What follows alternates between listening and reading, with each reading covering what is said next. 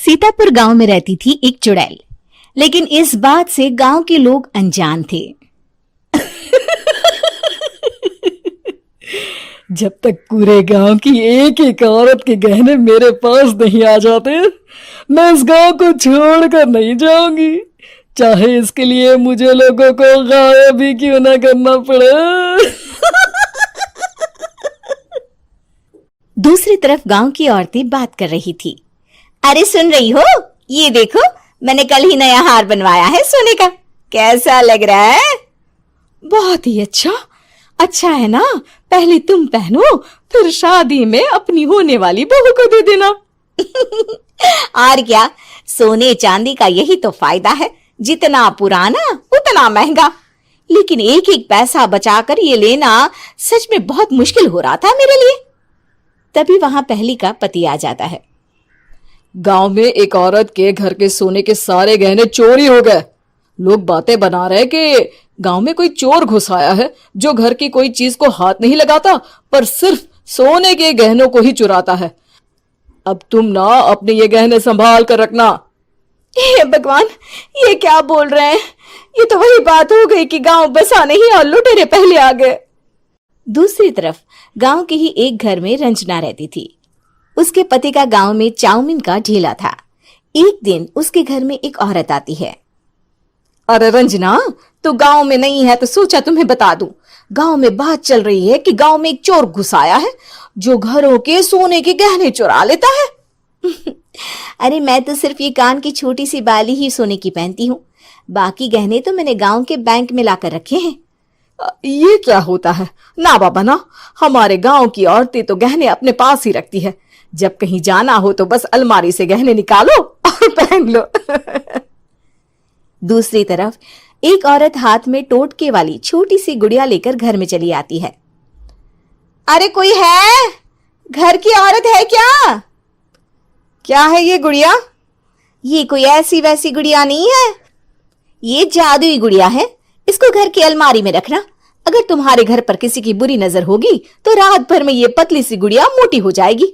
मैं कल आकर ये गुड़िया ले जाऊंगी और तुम्हारे घर की सारी बुरी नजर छूट जाएगी, समझी? अरे वाह, ये तो बहुत कमाल की गुड़िया है, दे दो। कितने की है एक? अरे नहीं नहीं नहीं, ये फ्री की है। मेरा काम इस पूरे गांव को बुरी नजर से दूर रखने का है। हाँ। भली औरत उसके हाथ से वो गुड़िया लेकर अलमारी में रख देती है। लेकिन अगली सुबह जब वो उस गुड़िया को देखती है तो पतली सी गुड़िया मोटी हो चुकी होती है। हे भगवान, ये क्या? किसने मेरे घर को बुरी नजर से बांध रखा था? तभी वो गुड़िया वाली भी आ जाती है। मैंने कहा था ना, घर पर बहुत ज्यादा बुरी नजर है, लाओ ये गुड़िया मुझे दे दो। औरत वो गुड़िया उठाकर उसे दे देती है। गुड़िया हाथ में आते ही वो औरत उसे लेकर सीधे गांव के बाहर की खाली हवेली में चली जाती है और साधारण औरत से चुड़ैल बन जाती है। अरे पगली, गांव वाली इस गुड़िया के पेट में तेरे घर के सारे गहने हैं। इतना बोलकर वो गुड़िया को फाड़ देती है और सारे गहने निकाल लेती है। वहीं दूसरी तरफ, हे भगवान, मेरे घर के सारे गहने चोरी हो गए। उस औरत के घर के आसपास लोगों का जमावड़ा हो जाता है और लोग बातें करने लगते हैं। लो जी, ये भी घर गया। पता नहीं कौन चोर है जो इतनी होशियारी से गहने चुरा लेता है। कुछ समझ में नहीं आ रहा कि कौन है। लोग तो घर से कहीं जाते भी नहीं है, न ताला लगे न घर खाली हो, फिर भी रातों रात गहने चोरी हो जाते हैं। अरे हम तो कहते हैं लोगों को बारी बारी चौकीदारी करनी चाहिए, चोर को तो पूरे गांव वाले मिलकर पकड़ ही लेंगे। लोग बारी बारी घरों की चौकीदारी भी करते हैं, लेकिन चोरी होने का सिलसिला रुकता ही नहीं। फिर एक दिन रंजना के पड़ोस से भी रोने की आवाज आती है। अरे आज ही घर की बुरी नजर उतरी और आज ही सारे गहने भी चोरी हो गए। कैसी बुरी नजर? क्या हुआ था? तभी वहां उस औरत का पति भी आ जाता है जिसके घर में गहनों की चोरी हुई थी। हाँ, मेरी बीवी ने भी किसी गुड़िया को घर में बुरी नजर उतारने के लिए रखा था, लेकिन अगले दिन गहने चोरी हो गए। अब रंजना को कुछ कुछ बात समझ में आ जाती है।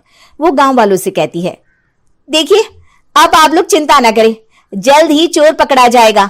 उस नजर उतारने वाली गुड़िया को आज मेरे घर कोई भेज देना। फिर क्या था, चुड़ैल को लोग रंजना के घर भेजते हैं। पहली बार देखा है कोई खुद लुटने को तैयार बैठा है।